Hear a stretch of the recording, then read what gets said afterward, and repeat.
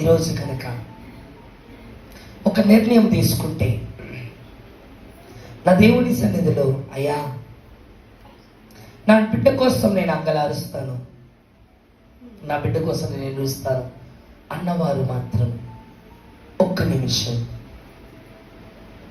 మీరు ప్రార్థన చేయండి. చిన్న ప్రార్థన. యేసయ్యా, నేను చేసిన పాపాలు, నా దోషాలు నా బిడ్డకు ఆటంకంగా ఉన్నాయి. నేను ఈరోజు అవయవ లోపాల గురించి చెప్పట్లేదమ్మా, కానీ వాడు సరిగ్గా జీవించట్లేదు అంటే ఆ లోపము తల్లిదండ్రులదే. వాడు నీ మాట వినట్లేదంటే అది నీ లోపమే. వాడు ఎదురిస్తున్నాడు అంటే అది నీ లోపమే. వాడు చక్కని మార్గంలో లేడు అంటే అది నీ లోపమే. ఒకవేళ నువ్వు దేవునికి అవిధేయతగా ఉన్నావేమో, దేవుని అడుగు, ప్రార్థన చేద్దాం. కళ్ళు మూయడమే కాదండి, నోరు తెరిచి దేవునికి చెబుదాం.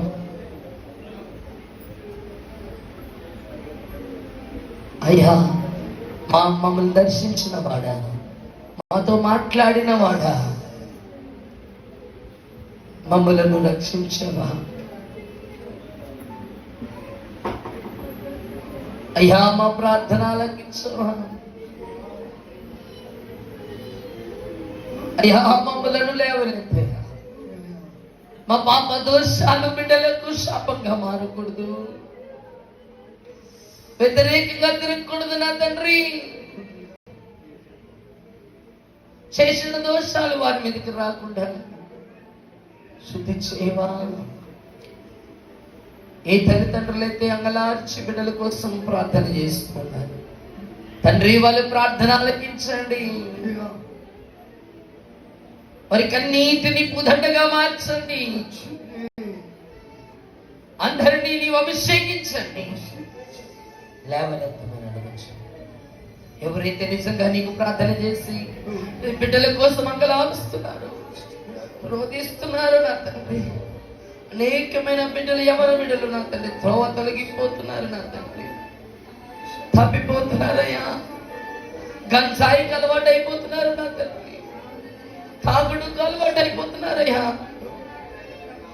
చూదానికి అలవాటు అయిపోతున్నారయ్యా, వ్యభిచారానికి అలవాటు అయిపోతున్నారు నా తండ్రి. మా సంఘములో ఎవరైనా అలాంటి వారు ఉంటే దయచేసి అయ్యా, దయచేసి మా తల్లిదండ్రులు చేసిన ప్రార్థన బట్టి వారిని రక్షించండి, విడుదల ఇవ్వండియా, రక్షణ కలిగి చేయండి. సమాధానము లేక ఎంతో తల్లిదండ్రులు ఇక్కడ కూర్చున్నారు. బిడ్డలు బట్టి సమాధానము లేదు, నెమ్మది లేదు. క్షమించండి అయ్యా, పాప శాపాలు రాకుండా అయ్యా, తల్లిదండ్రులు పాపాలు వారికి అంటకుండా దయచేసి వారికి రక్షణ కలిగి చేయండి అయ్యా. మంచి మార్గంలోనికి వారు నడిపించబడాలి, మంచి బ్రతుకు వారికి కలగాలి. చాలా మంది నా తండ్రి తల్లిదండ్రులు ఎదిరిస్తూ కొట్టేదాకా వెళ్తున్నారయ్యా. అయ్యా, తల్లిదండ్రులు సన్మానించువేని నీ వాక్యం చెప్తుంది. ఆజ్ఞలో ఒక ఆజ్ఞ, తల్లిదండ్రులకు సన్మానించమంటుంటే ఈరోజు మా తల్లిదండ్రులు మేము తిడుతున్నాం, కొడుతున్నాం. ఎవరు బిడ్డ అయితే ఈ పరిస్థితిలో ఉన్నారు, వారిని క్షమించండి నా తండ్రి బాబు. తల్లిదండ్రుల మాట వినే బిడ్డలుగా ఉండాలిగా. ఈరోజు విధేయత లేక విధేయతగా ఉంటున్న బిడ్డలు ఎంతో మంది నా తండ్రి. మనశ్శాంతి లేని తల్లులు ఇక్కడ ఉన్నారు, మనశ్శాంతి లేని తండ్రులు ఇక్కడ ఉన్నారు. ఎవరు దయచేసి వారి ప్రార్థన ఆలకించండి. వారు కాస్తున్న కన్నీరు ఒక్కసారి నీ కవిలలో దాయండి. నీ కోసం, నా కోసం కాదు, నీ కోసం, నీ బిడ్డల కోసమే అడమన్నావు కదా. ఈరోజు కన్నీరు కార్చి ఏడుస్తున్నారయ్యా. ఒకసారి వాళ్ళ గృహం వైపు చూడండి. గృహంలో సమాధానం కొరవైంది అయ్యా.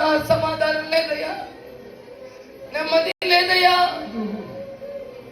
అయ్యా ఒక్కసారి వారిని దృష్టించండి అయ్యా.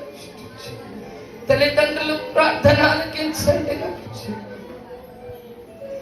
కంటి నిండా నిద్రపోయి చాలా సంవత్సరాలైన వాళ్ళు ఇక్కడ ఉన్నారయ్యా. అయ్యా వారి బిడ్డలు మార్చబడాలి, మారు మనసు పొందాలి, విగ్రహాలు జోలికి పోకుండా అయ్యా నీ వైపు తిప్పబడే బిడ్డలను ఇక్కడ అనుగ్రహించండి. మమ్మల్ని దాటిపోవద్దయ్యా, మా సంఘాన్ని దాటిపోవద్దు, మా సంఘములను కుటుంబాలను దాటిపోవద్దు. అంగలార్పు ప్రార్థనను ఆలకించుకున్నాయా. చెవి యొక్కండి నా తండ్రి, నీవే జవాబును ఇస్తారని నమ్మచ్చు. ఈ దీనుడైన ప్రార్థన మీ పరిసన్నిధిని చేర్చుకుంటాను. యేసు క్రీస్తు పరిశుద్ధ నామమున మిక్కిలి వినయముతో బ్రతిమిలాడి వేడుకుంటున్నా మా ప్రియ పరలోకపు తండ్రి. ఆమేన్. గట్టిగా చెప్దామా? ఆమేన్, ఆమేన్. గట్టిగా చెప్పుకుంటున్నామా? గట్టిగా చెప్పుకుంటాలి. గట్టిగా గట్టిగా గట్టిగా